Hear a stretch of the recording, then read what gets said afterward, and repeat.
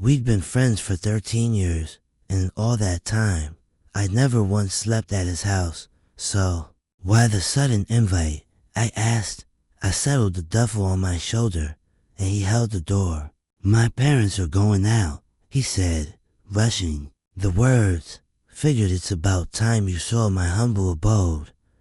But the house was anything but humble. It was a great white clapboard structure that looked like it had always been there, and the town had simply grown around it. Old oaks stood like guards around the property. Shadows fell thick across the yard. Inside, the air smelled of old wood, polish, and something else, something like turned earth after rain. His mother's small bone, tense, with a frantic smile that never reached her eyes, floated through the rooms with nervous energy, offering snacks, drinks. His father sat silent in a leather chair. Large, still, his eyes followed us as we passed.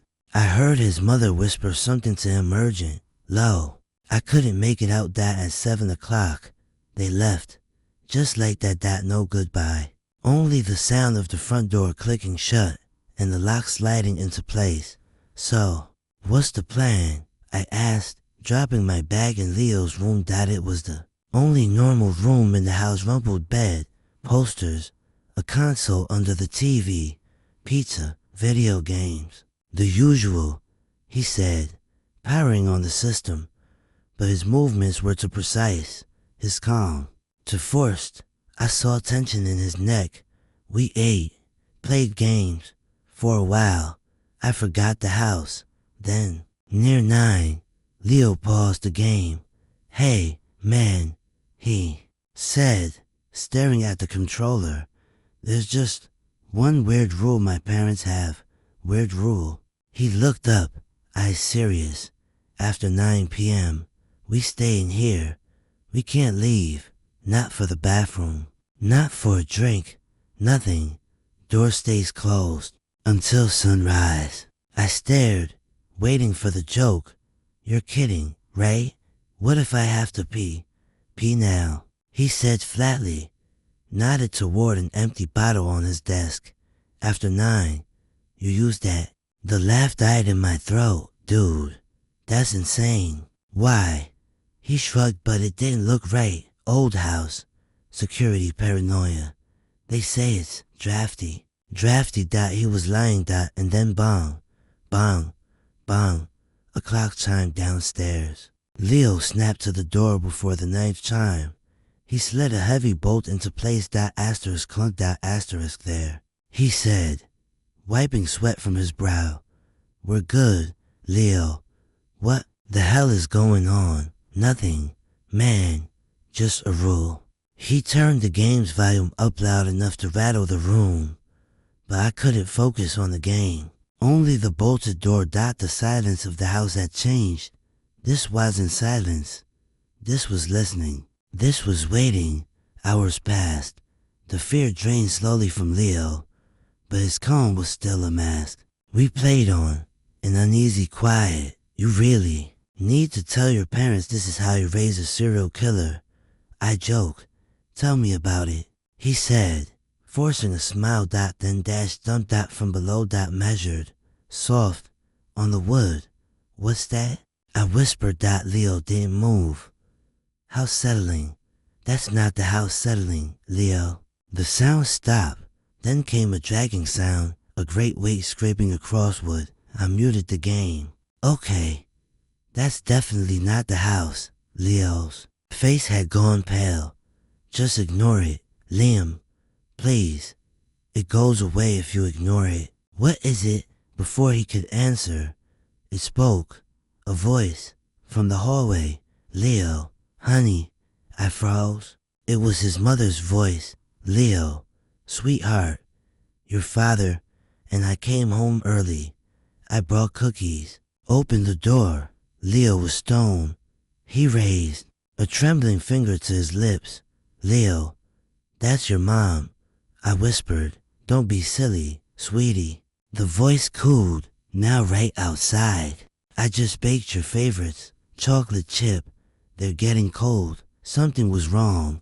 The voice was too perfect. Then wet knocking. A sound like raw meat slapping wood.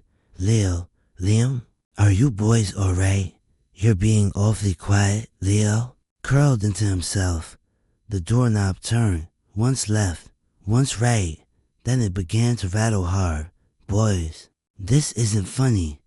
The voice cracked, became rough, ragged.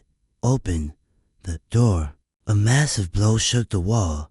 I scrambled back, hit the far wall. Then came a gurgling growl. I-K-N-O-W. Y-O-U-R-E-I-N-T-H-E-R-E. Wet tapping began again.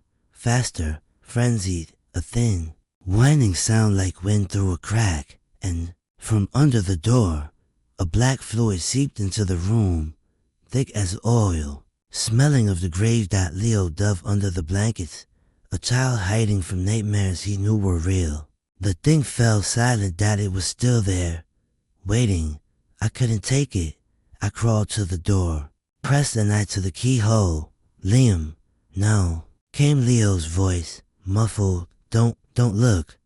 But I had to. The hallway, moonlit. Then it stepped into view.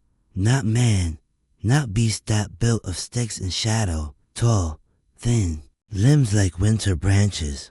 Body a spiral of dust and dark. It wore Leo's mother's apron and his father's hunting cap. No face, only a void. It held a photo, Leo's family portrait pressed where a face should be. Wearing her smile. It raised a twig-like arm. Asterisk, asterisk, thump, thump, thump, asterisk, asterisk. I threw myself back. This wasn't a creature in the house. This was the house, and it wore the dead-like clothes. A new voice came. Liam, why are you hiding? Your mother is worried about you. It was my mother's voice. Perfect. From childhood, from dinners and fevers and home. Let me in, Liam, it whispered. I've come to take you home. Tears ran down my cheeks. I had never felt more afraid or more homesick. The thing laughed. A dry rustle like leaves on stone. It knew where I was soft. The scraping resumed. Liam. It whispered my name over and over, promising warmth, an end to fear if I just unlatched the door. Hours passed. The voice changed again and again. Family, friends, strangers, a gallery of ghosts at the door. I burned with fury. At the creature, at Leo, at his cursed family. I turned to him. Leo, wake up. He stirred, pale, shaking. Is it gone? He asked. No. And I need the truth. He broke, said they called it Asterisk the Nightman. Asterisk said it had always been there, that his great-great-grandfather had made a bargain. The house by day. The Nightman by night. It gets lonely, Leo said. It plays. It mimics. It builds bodies from pieces. The apron, the photo, the hat. It's getting bolder. He whispered. It wants someone new. Then I knew. The invite, the fear in his parents' eyes, the bottle on the desk. You brought me here for it. I didn't want to. He cried. But they said, maybe if it took someone new. It had stopped for a while. His parents hadn't left.